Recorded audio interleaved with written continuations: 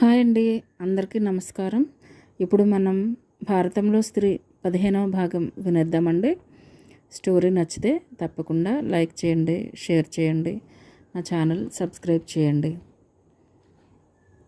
అడుగడుగున అట్టహాసాలు ఆర్భాటాలతో సౌమ్య శరశ్చంద్రుల పెళ్లి CRR college గ్రౌండ్లో జరిగింది. ఇరువైపులా 3,000 మంది హాజరయ్యారు. అందరూ సౌమ్య అదృష్టాన్ని పొగిడేవారే. దాంతో ఆమె ఆనందానికి అంతే లేదు. పెళ్ళయ్యాక ఫస్ట్ నైట్ విజయవాడ స్టార్ హోటల్లో బుక్ చేసుకున్నారు. వాళ్ళవన్నీ ఆధునిక పద్ధతులని మాణిక్యం దంపతులు నోరు మెదపలేదు. తమ శోభనానికి ముందు జరిగిన రగడ సుధకి గుర్తొచ్చింది. ఇప్పుడు అల్లుడు కూతురు ఏమాట అంటే అదే. ఆచారాలకి చాదస్తాలకి తావులేదు. సౌమ్య ఇంకో 2 నెలల్లో ఫారిన్ వెళ్ళిపోతుంది. మళ్ళీ ఎప్పుడు వస్తుందో తెలీదు. ప్రెగ్నెన్సీ వచ్చినా అక్కడే డెలివరీ అవుతుంది తప్ప రావడానికి వీలు పడదు. మాణిక్యం కూతురి అదృష్టానికి మురిసిపోతూనే కన్న పేగు బంధంతో బెంగగా ఫీల్ అవుతుంది. అందరం కలిసి తిరుపతి వెళదాం. శరత్ గారు కూడా ఎప్పుడూ చూసి ఉండరు. శ్రీరామ్ చేసిన సజెషన్ అందరికీ నచ్చింది. తిరుమలలో గెస్ట్ హౌస్ బుక్ చేసుకున్నారు. తిరిగి వచ్చిన మర్నాడు ముగ్గురు దంపతులు సత్యనారాయణ వ్రతం చేసుకోవాలనుకున్నారు. అనుకున్న రోజున విజయవాడలో కృష్ణ ఎక్స్ప్రెస్ ఎక్కారు. సంజీవరావు స్టేషన్కి వచ్చాడు. తమ టూర్ వివరాలన్నీ వియ్యంకుడికి వివరించాడు పద్మనాభరావు. ట్రైన్లో అందరూ హుషారుగా సందడిగా గడిపారు. శరత్ పట్టుబట్టి సుధకి కార్డ్స్ ఆడడం నేర్పించాడు. మా అమ్మగారు ఏమనుకుంటారోనని బెరుకుగానే నేర్చుకుంది. ప్రతి విషయానికి సుధ జంకుతుండడం చూసి మీరు చాలా భయస్థులు అనుకుంటానే. మా సౌమ్యను చూడండి, అందరినీ భయపెడుతుంది కానీ తను భయపడదు అన్నాడు. శరత్ నిన్ను అంటూ అతనితో పోట్లాడకు దిగింది సౌమ్య. అతనన్న మాటలు ఆమెలో మళ్ళీ కల్లోలాన్ని రేపాయి. తమ ఊరిలో చిన్నప్పటి నుంచి అందరూ తనని ధైర్యస్తురాలనేవారు. సుధను తీసుకువెళ్ళి ఆఫ్రికాలో వదిలేసిన చిరుత ఎక్కి సవారు చేసుకుంటూ వచ్చేస్తుంది అనేవారు. నిజంగానే అంత ధైర్యంగానూ ఉండేది. ఎవరికి భయపడేది కాదు. తమ ఊళ్ళో ఒకసారి కలెక్టర్ మీటింగ్ పెట్టి ఊరి సమస్యల గురించి చెప్పమంటే ఎవరూ మాట్లాడలేదు. తనే ధైర్యంగా మైక్ ముందుకు వెళ్ళి మరీ లైబ్రరీ గురించి, మహిళా మండలి గురించి మాట్లాడింది. అందరూ చప్పట్లు కొట్టి మరీ అభినందించారు. కానీ పెళ్ళయ్యాకే ఇలా తయారైంది. ఎక్కడో ఏదో తేడా ఉంది. ఎంత ఆలోచించినా తెలియడం లేదు. అయితే నిజానికి అది ఆమెకు తెలియనిది కాదు, రోజు అనుభవించేదే. కానీ విశ్లేషించుకోలేకపోతుంది. పెళ్ళయ్యాక ఆడవాళ్ళకి ధైర్యం అనే గుణం ఉండకూడదు. అలా అని డైరెక్ట్గా ఆ మాట ఎవరూ చెప్పరు. ధైర్యంగా ఉన్న అమ్మాయి ఎవరి పెత్తనం కింద ఉండదు. తనని ఎవరేమన్నా భరించదు. అలా ఉండే అమ్మాయి జీవితాంతం తమకి ఎలా సేవలు చేస్తుంది? అందుకే ఆమెకి ధైర్యం ఉండకూడదు. నువ్వు పిరుకుగా ఉండు అని చెబితే తమ గొప్పతనానికి మచ్చ కదా. అందుకే భార్య అయినా కోడలైనా నెమ్మదిగా వినయంగా ఉండాలి. మెల్లగా మాట్లాడాలి. ఓర్పు సహనంతో మెలగాలి. ఒద్దికగా అణకువగా ఉండాలి. దబదబా అడుగులేస్తూ నడవకుండా చీమ నలగకుండా నడవాలి. సూటుగా తలెత్తి చూస్తూ కానీ చేతులు ఊపుతూ కానీ ఫీలింగ్స్ వ్యక్తపరచకూడదు. ఈ గుణాలన్నీ ఉంటేనే మంచివాళ్ళన్న బిరుదు ఆడవాళ్ళకి వస్తుంది. వీటికి ధైర్యానికి చొక్కెదురు. చాలామంది ఆడవాళ్ళు తమ సుఖం కన్నా తమకొచ్చే మంచి పేరు కోసమే ఆరాటపడతారు. ఆ ఆరాటంలో నలిగిపోతూ కృత్రిమ లక్షణాలలో ఇమడలేక నానా కష్టాలు పడుతుంటారు. సింపతి కోసం ప్రయత్నిస్తూ సహజానందానికి దూరమవుతుంటారు. అసలైనది ఏదో కోల్పోతున్నామన్న భావం రాగానే అశాంతి మొదలవుతుంది. ఇది రకరకాలుగా బయటపడుతుంది.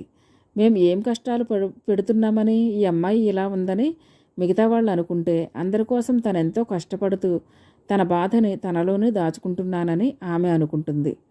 నిరంతరం ఇలా ఈ ఆలోచనల మధ్య అందరూ నలిగిపోతుంటారు. ముఖ్యంగా భార్యాభర్తలు, అత్తాకోడళ్ళు. తిరుమల వెళ్ళగానే సుధ మనసంతా అవ్యక్తానందానికి లోనయ్యింది. గెస్ట్ హౌస్ పరిసరాలన్నీ చెట్లతో చల్లగా ఉంది. భూమికి అన్ని అడుగుల ఎత్తులో ఉన్నామన్న భావంతో పులకించిపోయింది. కొత్త సిస్టమ్ మూలంగా దర్శనం 2 గంటల్లో అయిపోయింది. తర్వాత 3 రోజులు మిగిలిన ప్రదేశాలు చూశారు. బయలుదేరే రోజు హార్స్లీ హిల్స్ గురించి ఎవరో చెప్పడంతో అది కూడా చూసే బయలుదేరదామని శరత్ రిక్వెస్ట్ చేశాడు.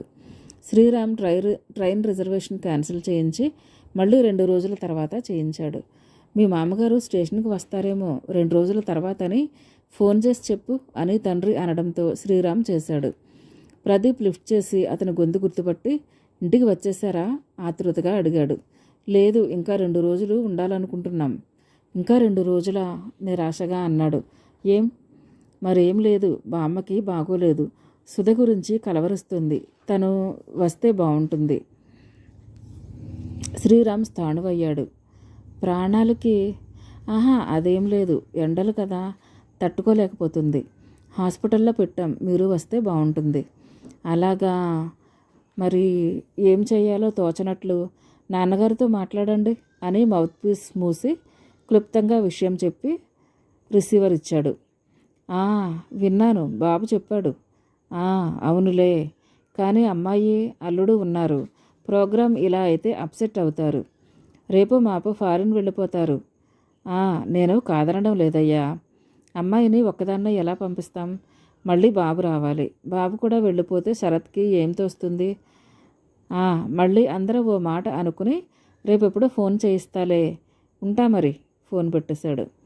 బిల్ పే చేస్తూ వడదబ్బాయి ఉంటుంది, పెద్ద వయసు కదా, సుధతో ఏమీ అనకులే, మూడ్ ఆఫ్ చేసుకుంటుంది. బయటకు రావడమే తక్కువ, సరదాగా ఉండని కొడుకుతో అన్నాడు. శ్రీరామ్కి ఏం చేయాలో పాలుపోలేదు. బామ్మంటే సుధకి ఎలాంటి ప్రేమో తనకు తెలుసు. కానీ తండ్రి అన్నట్లు సౌమ్య శరత్ ఇబ్బంది పడవచ్చు. మళ్ళీ అందరం ఎప్పటికీ కలుస్తామో ఇలా ఆలోచించి శ్రీరామ్ కూడా గప్చుప్గా ఉండిపోయాడు. అనుకున్నట్లుగానే మరో 2 రోజులుండి ఇంటికి వచ్చాక సత్యనారాయణ వ్రతానికి అన్నీ అరేంజ్ చేసుకున్నారు. దగ్గర వాళ్ళని ఓ 50 మందిని భోజనానికి పిలుచుకున్నారు. ఆ సందర్భంగా పద్మనాభరావు సంజీవరావుకి ఫోన్ చేసి రమ్మని చెప్పి ముసలావిడికి బాగాలేదన్నారు, ఎలా ఉంది అని అడిగాడు. పర్లేదు, బాగానే ఉంది, ఏలూరులోనే హాస్పిటల్లో ఉంది అన్నాడు. సంజీవరావు ముభావంగా చెప్పినట్లు ఫీల్ అయి, సరే అందరూ వ్రతానికి రండి, ఇటు నుంచి ఇటు అమ్మాయిని తీసుకెళ్ళి ఓ 10 రోజులు ఉంచుకోండి.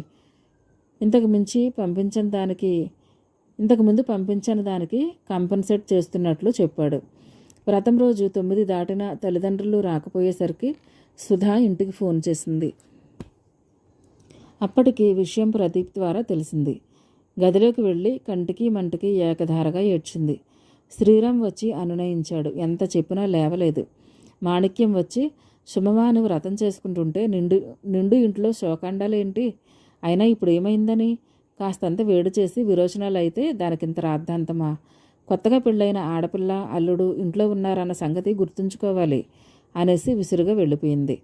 ఓ గంట అయ్యాక, ఏంటమ్మా ఇది, నలుగురిలో ఇలా అబాస్ చేయొచ్చా అంటూ తండ్రి మందలింపు స్వరం, తల మీద ఆయన చేతి స్పర్శ చటుక్కున లేచింది. నాన్న, మా అమ్మకి ఏం కాలేదు, చక్కగా ఉంది. సాయంత్రం నిన్ను తీసుకుని వెళతాను కదా అని ఆయన అనునయించాక లేచి వ్రతంలో కూర్చుంది. హాస్పిటల్లో ప్రదీప్ బామ్మ మంచం పక్కనే కుర్చీలో కూర్చున్నాడు. బామ్మ మొహం వంకే ఎప్పుడు కళ్ళు తెరుస్తుందా అన్నట్లు చూస్తున్నాడు. చిన్నప్పటి నుంచి ఈమెతో తమ జీవితం ఎంతగా పెనవేసుకుపోయిందో అవలోకనం చేసుకుంటున్నాడు. ఎప్పుడూ జిర్రున చీది ఎరగదు. గలగలా మాట్లాడుతూ సందడిగా ఉండేది. ఇలా ఒంట్లో బాగాలేని స్థితిలో పడుకుని ఉండడం చూస్తుంటే మనసులో బాధ సుడులు తిరుగుతుంది. ఆ మధ్య తన తమ్ముడి దగ్గరికి వెళ్ళొస్తానని వెళ్ళింది. అక్కడ వాటర్ శుభ్రమైనది కాదు. దానితో వాంతులు విరోచనాలు మొదలయ్యాయి. అక్కడ చెప్పకుండా ఇక్కడికి వచ్చింది. ఇక్కడ ఓ పూటంతా దాచిపెట్టింది.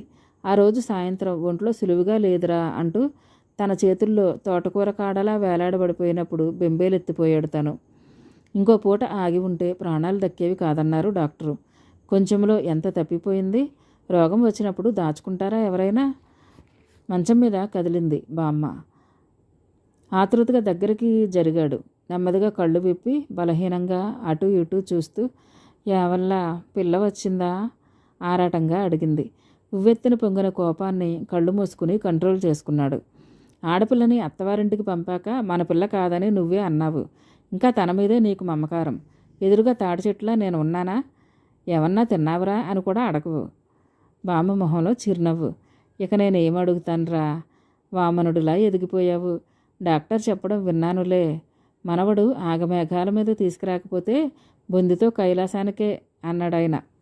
అబ్బా, ఏమి స్వచ్ఛంగా మాట్లాడుతున్నావు మా అమ్మ. నీ ముందు ఎంత చదువుకున్న వాళ్ళు బలాదూరు అనుకో. సరే కానీ లేచి కొబ్బరి నీళ్ళు తాగు. ఈ నీళ్లు తాగి తాగి నోరు ఏదోలా అవుతుందిరా, నాలుగు చచ్చిపోయిందనుకో. మరేం కావాలైతే? ఆవకాయ వేసి అన్నం పెట్టనా? లేచి తాగు. పైకి లేపి తన భుజానికి ఆనించుకుని తాగిస్తున్నాడు. ఈలోపు సుధా సుడిగాలిలా ప్రవేశించింది. వెనుక శ్రీరామ్ కరుణ. బామ్మని చూసి సుధా నిర్ఘాంతపోయింది. కాస్తంత బొద్దుగా తెల్లగా, చూడగానే ముద్దొచ్చే మా అమ్మ అందమంతా ఏమైపోయింది? తనను చూడగానే చకచకా నడిచివచ్చి ఆరాలడిగే ఆ చలాకితనమంతా ఏది? చర్మపు ముడతలు ప్రస్ఫుటంగా కనిపించేలా చిక్కిపోయి కళ్ళల్లో ప్రాణం పెట్టుకుని తమ్ముడు భుజాన్ని ఆనుకుని కూర్చున్న బామ్మను చూడగానే అంతవరకు బిగబట్టుకున్న దుఃఖం ప్రవాహంలా దూకింది. దీపు, ఏంట్రా ఇదంతా? అతను తిరస్కారంగా తల తిప్పుకున్నాడు. అది గమనించి విలవిల్లాడిపోయింది. నాకు అసలు తెలీదురా. ఏదో చెప్పబోతుండగా ప్రమాదాన్ని గ్రహించినట్లు శ్రీరామ్ అడ్డు తగిలి, మా అమ్మగారు ఎలా ఉంది వంటలో పలకరించాడు. ఏదో నాయనా, ఊరు పొమ్మంటుంది, కాడు రమ్మంటుంది. మనవరాలను చూడకుండా పోతానేమోనని మనేదిగా ఉండేది.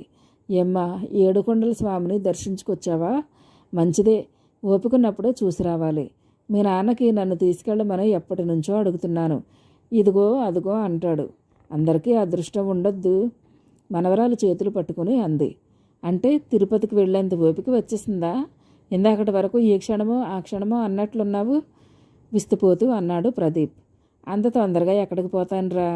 మునిమనవడని ఎత్తొద్దు. ఏమ్మా, విశేషమా? ఆప్యాయంగా అడిగింది. నీతో పెట్టుకుంటే నేనే చెడ్డవాడినవుతాను. ప్రదీప్ గొణుక్కుంటూ బయటికి నడిచాడు. ఏ గొడవ లేకుండా అక్కడికి అలా గడిచిపోవడంతో ఊపిరి పీల్చుకున్నాడు శ్రీరామ్. కానీ బామ్మకు బాగోలేదన్న విషయం తమకి తిరుపతిలోనే తెలిసిందన్న సంగతి గ్రహించగానే ఇంటి దగ్గర నిప్పులు కక్కే కళ్ళతో తలెత్తి ధైర్యంగా సూటిగా చూస్తూ, నా వాళ్ల ప్రాణాలు మీ వాళ్ల సరదాల కన్నా హీనమా అంటూ సుధా అన్న మాటలు మనసులో ప్రతిధ్వనిస్తున్నాయి. 3 నెలల్లో శరత్ సౌమ్యను తీసుకుని అమెరికా వెళ్ళిపోయాడు. ఆ తర్వాత నెలలోనే సౌమ్య కన్సీవ్ అయిందన్న విషయం ఫోన్ ద్వారా తెలిసింది. అందరూ ఆనందించారు. అప్పటికే సుధకి కూడా సందేహంగా ఉంది. కానీ డాక్టర్ కన్ఫర్మ్ చేశాక చెప్పొచ్చులే అని ఊరుకుంది. 2వ నెలలోనే వేవుళ్ళు ప్రారంభం అవడంతో అందరికీ విషయం తెలిసింది. శ్రీరామ్ చిన్నపిల్లాడిలా గంతులు వేశాడు. చూడు, ఇక నుంచి నాకు పుట్టబోయేవాడి మీదే ప్రేమ. నిన్ను కొంచెమే ప్రేమిస్తాను, ఆమె పొట్ట మీద ముద్దు పెట్టుకుంటూ అన్నాడు. అతని తలని తన హృదయానికి హత్తుకుని, పిల్లలు మనతో చివరికంటూ ఉంటారా? రెక్కలు రాగానే ఎగిరిపోతారు. చివరికి మనిద్దరమే. అప్పుడే నా మీద ప్రేమ తగ్గిపోతే ఎలాగండి అంది. సరదాగా అన్నాను సుధా. అయినా పిల్లలంటే ఎవరు? మన ప్రతిరూపాలే కదా. మనని వదిలి ఎక్కడికి పోతారు? అదేంటి, ఆడపిల్ల అయితే పెళ్లి చేసి పంపరు? ఇంత కష్టపడి కని పెంచి అభిమానించి వేరొకళ్ళ దగ్గరికి పంపించడమే. నాకు కూతురు పుడితే నా దగ్గరే ఉంటుంది. పడి పడి నవ్వింది సుధా. తమాషాగా మాట్లాడుతున్నారే. అందరూ అలా అనుకుంటే అత్తయ్య గారు నేను ఈ ఇంట్లో ఉండేవాళ్ళమే కాదు. మీ నాన్నలకి మీ మీద ప్రేమ లేదేమో. నా కూతురిని మాత్రం నా నుండి ఎవరూ వేరు చేయలేరు. సుధా అతని మాటలకి ముచ్చటపడిపోయింది. అందులో ఎంత అసంబద్ధత ఉండని. పుట్టబోయే వాళ్లతో అప్పుడే అతని మనస్సు అంతగా పెనవేసుకోవడం ఆమెకు ఆశ్చర్యంగా తోచింది. తర్వాత నుంచి రోజుకో కొత్త బొమ్మ తెస్తూ ఇల్లంతా నింపేస్తున్నాడు. విషయం తెలియగానే బామ్మ మునిమనవడే కావాలని సుధకు చెప్పింది. బామ్మ అందరూ ఓసారి వచ్చి చూసి వెళ్ళారు. సుధకి వేవుళ్ల బాధ ఎక్కువగా ఉండేది. ఇక్కడ వంటలు వేరు, కొంచెం తెలంగాణ పద్ధతిలో ఉంటాయి. ఆమెకి తల్లి వండినవి తినాలని అనిపించేది. మామూలప్పుడు అడ్జస్ట్ అయిపోయినా ఈ సమయంలో ఏమీ నోట పెట్టాలనిపించడం లేదు. మనిషి బాగా నీరసపడిపోయింది, డల్గా ఉండేది. దాంతో శ్రీరామ్కి కోపం వచ్చేది. ఎంతో ఆనందంగా ఉండాల్సిన సమయంలో నీరసంగా మొహం పెట్టుకుని తిరుగుతావేంటి? అసలు నీలో హుషారు అనేది లేదు. నువ్వు మనసులో ఏదో పెట్టుకున్నావు అంటూ సతాయించేవాడు. దాంతో సుధకి ఇంకా చిరాకు పెరిగేది.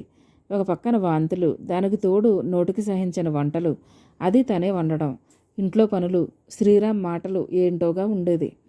రాధిక తన అనుభవం చెప్పినప్పుడు తను కూడా ఎంతగా ఊహించుకుంది. అదొక అపురూప అనుభవం అనుకుంది. కానీ ఇప్పుడు అలా లేదు. అకారణంగా మనసంతా దిగులు అలముకుంటుంది. కూర్చున్నా, నిల్చున్నా, పడుకున్నా ఒకటే వికారం. వాంతి అయితే కొంచెం ప్రశాంతంగా ఉండేది. ఏమైనా తింటే మళ్ళీ ఇదే పద్ధతి. నేను కన్నాను 3 పిల్లల్ని. ఏనాడు ఇంత ఆపసోపాలు పడలేదు. మాణిక్యం నవ్వుతూ అన్నా. సుధకి పుండు మీద కారం జల్లినట్లు ఉండేది. ఎప్పుడూ బద్ధకంగా పడుకోవాలనిపించేది. రాత్రిళ్ళు నిద్ర పట్టక ఉదయం లేవడం లేటైతే మామగారు గది ముందు పచార్లు చేస్తూ, మాణిక్యం, టైం 7 అయింది, వంట చేస్తున్నావా అని గావుకేకలు పెట్టేవారు. ఉలిక్కిపడి నిద్ర లేచేది. కాసేపు పడుకో, ఎవరూ ఏమీ అనర్లే అనేవాడు శ్రీరామ్. పైకి ఎవరూ ఏమనరు నిట్టూర్చేది. రెస్ట్ తీసుకో, బరువు పనులు చేయొద్దు అని శ్రీరామ్ మాట మాటకి చెప్పేవాడు. అలాగే నేను కాస్తంత విశ్రాంతిగా పడుకుంటే పని మనిషితోనో మధ్యాహ్నం అమ్మలక్కలతోనో తను కడుపుతో ఉన్నప్పుడు ఎంత కష్టపడింది, ఈ కాలం వాళ్ళు ఎంత సుఖపడుతుంది ఉదాహరణలతో సహా చెప్తుంటే ఖాళీగా కూర్చోబుద్ది అయ్యేది కాదు. అరుంధతికి సుధని 5వ నెలలోనే తెచ్చి ఇంట్లో పెట్టుకుందామని ఉండేది. ఓసారి పిండి వంటలు చేసి సుధకి ఇవ్వాలని వచ్చింది. ఆ సందర్భంలో పిల్లని తీసుకువెళ్తామని అల్లుడితో అంటే, అమ్మని అడగండి అన్నాడు. మాణిక్యాన్ని అడిగితే, అబ్బాయికి వంటకి అది ఇబ్బంది అవుతుంది, 7వ నెలలో తీసుకువెళ్ళండి అంది. కడుపుతో ఉన్నదే వండి పట్టకపోతే ఆ మాత్రం కొడుక్కి ఓ 6 నెలలు వండి పట్టలేదా అనుకుంది అరుంధతి. తల్లి తండ్రి ఎంత సణిగినా కరుణ వినకుండా వదనకి పనుల్లో సహాయపడుతూ ఉండేది. ఇలాగైతే డిగ్రీ చేతికి వచ్చినట్లే, నీకెందుకీ పనులు అనేవారు. చూస్తూ ఊరుకోలేకపోయింది. అసలు మీరే విషయానికి గట్టిగా మాట్లాడరేంటి వదిన, ఇలాగైతే ఎక్కడికి వెళ్ళినా సుఖంగా ఉండలేరు అనేది. పెద్దవాళ్ళని ఎదురించి మాట్లాడమని నేను చెప్పడం లేదు. మీ పేరెంట్స్తో ఎంత ఫ్రీగా మాట్లాడుతున్నారు, ఇక్కడ అలాగే ఉండండి. అదెలా సాధ్యం? మా అమ్మ నాకు నచ్చని పని చేస్తే కసిరేస్తాను, కానీ అత్తయ్య గారిని అలా కసరగలనా? కసరక్కరలేదు. శాంతంగా ఉంటూనే సూటిగా మాట్లాడుతూ మీ ఇష్టాలని జరుపుకోవచ్చు.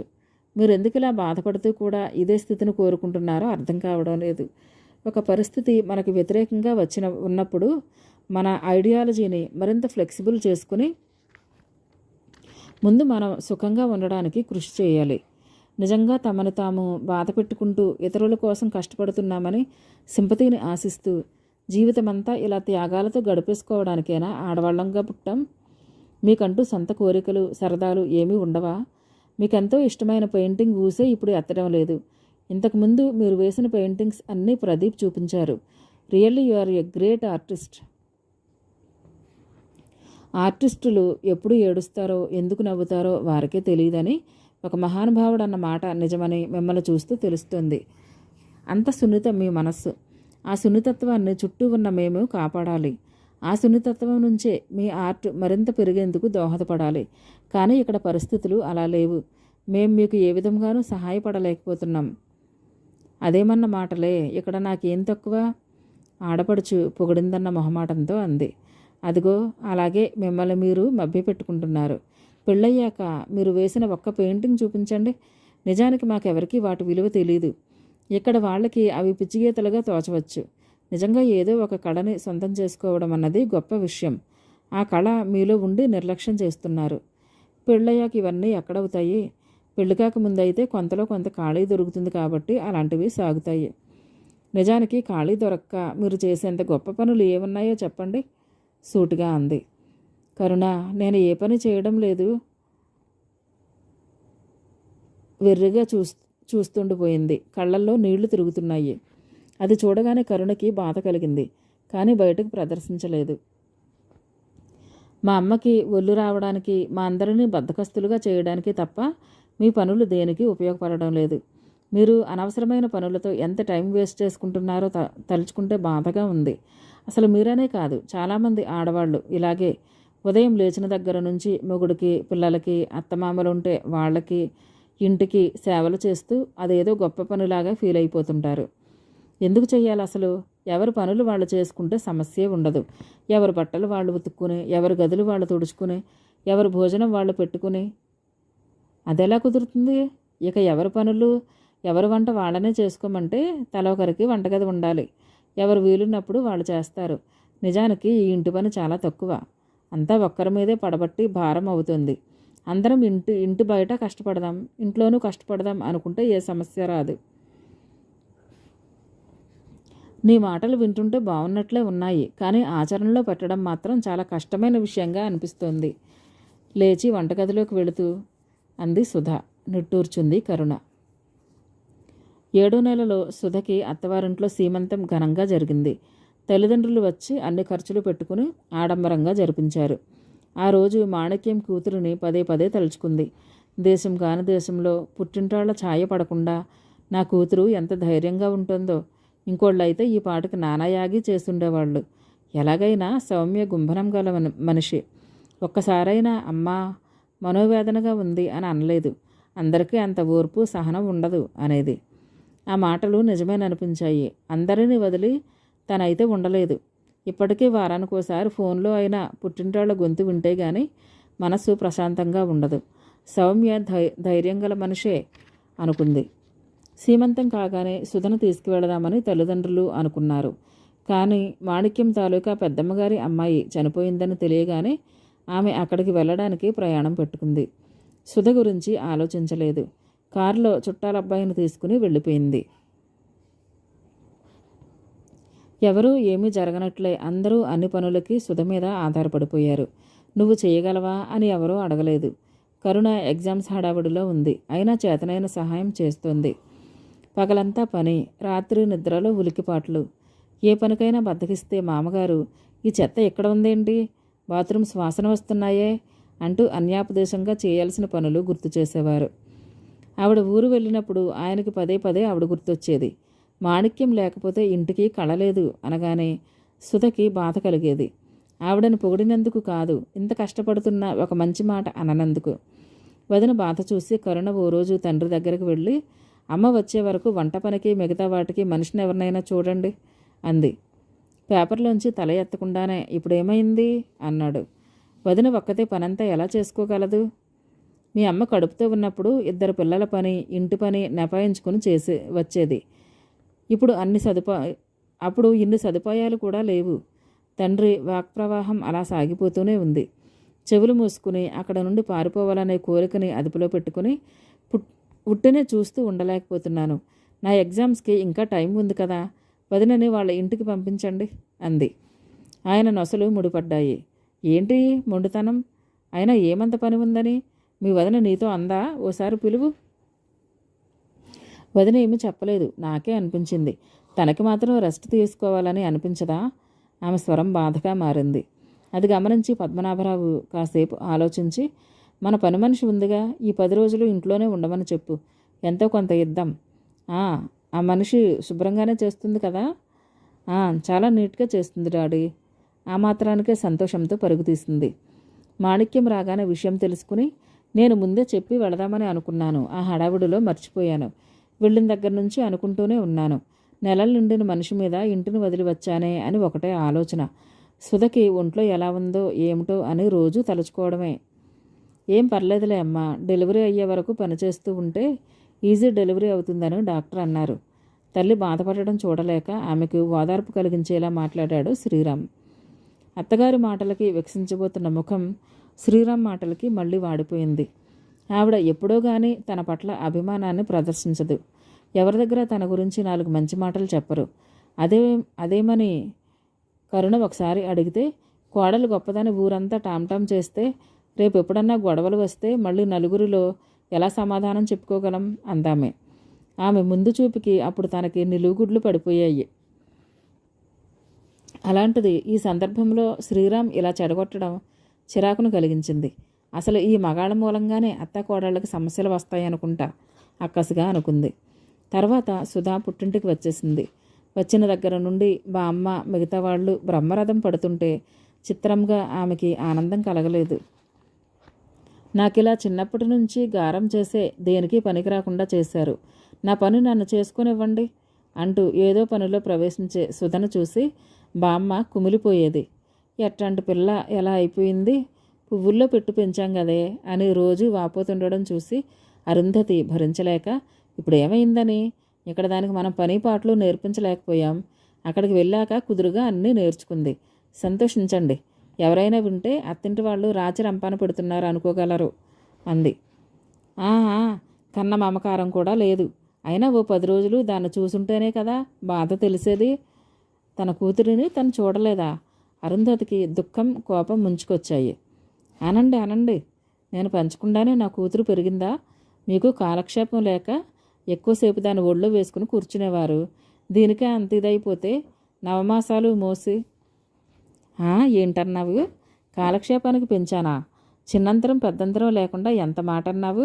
అయినా నాదే బుద్ధి తక్కువ. ఒక్కగానొక్క కొడుకని ఇక్కడ పడున్నాను. నా దారేదో నేను వేరే చూసుకుంటే ఈ మాటలు పడే కర్మ తప్పేది. పెళ్ళిగాక ముందు చాలా నార్మల్గా వినోదంగా భావించే వీళ్ళిద్దరి తగువు చాలా శ్రద్ధగా పరిశీలించింది సుధ. ఈ మా అమ్మ కూడా అత్తగారే కదా. ఆవిడ మాటల్లోనే తప్పు కనిపించింది. మా అమ్మ ఎప్పుడు అమ్మని ఏదో ఒకటని బాధపడతావెందుకు? కోపంగా అంది. సుధ, నువ్వు మీ అమ్మకే వత్తాసా అంటూ గదిలోకి వెళ్ళి ముసుగు పెట్టేసింది మా అమ్మ. సుధ, వీళ్ళిద్దరికీ ఎప్పుడూ ఉండేదేగా, నువ్వెందుకు కల్పించుకున్నావు? ఇక మా అమ్మ 2 రోజుల వరకు మనుషుల్లోకి రాదు మృదువుగా అన్నాడు ప్రదీప్. ఏంటో సడన్గా అనేశాను అంది. రాత్రి బామ్మ భోజనానికి లేవలేదు. ఎవరెంత పిలిచినా రాలేదు. చివరికి సుధ, నన్ను కూడా పస్తుంచుతావా? అయినా అమ్మ అలా మాట్లాడడము తప్పే. అసలు నీ కోడలు నిన్ను బాగా చూసుకోవడం లేదు. నాన్నగారితో చెప్తానుండు కోపాన్ని అభినయిస్తూ అంది. బామ్మ ముసిముసిగా నవ్వుకుంటూ లేచి జారిపోయిన జుట్టుని వేలుముడి వేస్తూ, రోజు నాకింత ముద్ద ఉడకేసి పెట్టేది మీ అమ్మే కదే. నువ్వు పెడుతున్నావా? మీ నాన్న పెడుతున్నాడా అంటూ వంటగదిలోకి దారితీసింది. మీకు ఇష్టమని పెసరపప్పు కూర ఉల్లికారం చేశాను, వేసుకోండి అరుంధతి అంటోంది. రాత్రిపూట అరగదేమో బామ్మ సంకోచం. పర్లేదులేండి, భోజనాలు అయ్యాక మీరు మీ మనవరాలు కాసేపు పెరట్లో పచార్లు చేయండి అంటూ వడ్డించింది. విస్తుపోవడం సుధవంతయింది. ప్రదీప్ ఖాళీ సమయంలో ఎక్కువసేపు సుధతో గడిపేవాడు. మంచి బుక్స్ తెచ్చివ్వడం, ఆమె ఆహ్లాదంగా నవ్వుతూ ఉండేట్లు చూడడం చూసి సుధ అంటే ఎంత ప్రేమో అనేవారందరూ. సూరి సుధ ఎక్కడ ఉంటే అక్కడే ఉండి ఆమె అవసరాలు గమనిస్తూ ఉండేవాడు. ఓసారి మాటల సందర్భంలో కరుణకి మంచి సంబంధం వచ్చిందని, పరీక్షలు అవగానే పెళ్లి చేయొచ్చని చెప్పింది. ప్రదీప్ ముఖం వివరణమవడం ఆమె గమనించలేదు. నువ్వన్నట్లు అప్పుడు నీ నిర్ణయం చెప్పకపోవడమే మంచిదైందిరా. మా ఇంట్లో అందరూ ఈ సంబంధమే చేయాలని గట్టిపట్టుగా ఉన్నారు. ఎవరో కాదు, శరత్ వాళ్ళ కజినేనంట. సౌమ్యకి అంతా ఇంత పట్టుదల కాదు. నీకు తెలుసుగా, ఆ అమ్మాయి పట్టిందంటే వదలదు. పెళ్ళి లేటైనా తాంబూలాలు పుచ్చుకుంటారేమో. కరుణకి ఇష్టమేనా? అడగలేక అడిగాడు. ఏమోరా, ఆ మధ్య అంతా నీ గురించే మాట్లాడేది. ఈ మధ్య నా గొడవలో నేనుండి గమనించలేదు. అయినా మోడర్న్గా పెరిగిన పిల్ల, మన ఇంటిలో ఇమడటము కష్టమే. తమ్ముడికి ఏమైనా ఆశ ఉందేమోనన్న ఉద్దేశంతో అనునయింపుగా అంది. ప్రదీప్కి థియేటర్లో కరుణ చెప్పిన విషయం గుర్తొచ్చింది. తనని ఏడిపిస్తూ అందేమోనని అప్పుడు అనుకున్నాడు. అది నిజమేనేమో. అతనికి అశాంతిగా అనిపించింది. పొలం గట్ల మీద పిచ్చెక్కినట్లు తిరిగాడు. హఠాత్తుగా అతను విషయం కనిపెట్టాడు. అదేంటంటే, తన ఫూల్. మొదట్నుంచి ఆ అమ్మాయి విషయంలో తన ప్రవర్తన ఆలోచించాడు. తన బలహీనతలు ఏంటో తెలిసాయి. కరుణ చాలా హుందాగా స్థిరంగా ఉంది. తాను ఎన్ని నియమాలు పెట్టుకున్నా ఆమె ప్రేమ ముందు అన్నీ పటాపంచలైపోయాయి. నిజానికి ఆమె కన్నా ముందే తన ఆమెను ప్రేమించాడు. బయటకు చెప్పుకోలేకపోయాడు. కానీ ఇక తనెవరికి దేనికి భయపడడు. అంతకుముందు కరుణ తనకి వచ్చిన మ్యాచ్ని ఒప్పుకుంటుందేమోనన్న అనుమానం ఆవిరైపోయింది. కరుణ వ్యక్తిత్వం ఉన్న అమ్మాయి. మనసులో ఒకటి, పైకి వేరొకలా ప్రవర్తించదు. అన్నమాట మీద నిలబడుతుంది అనుకోగానే అతనికి ఆనందం కలిగింది.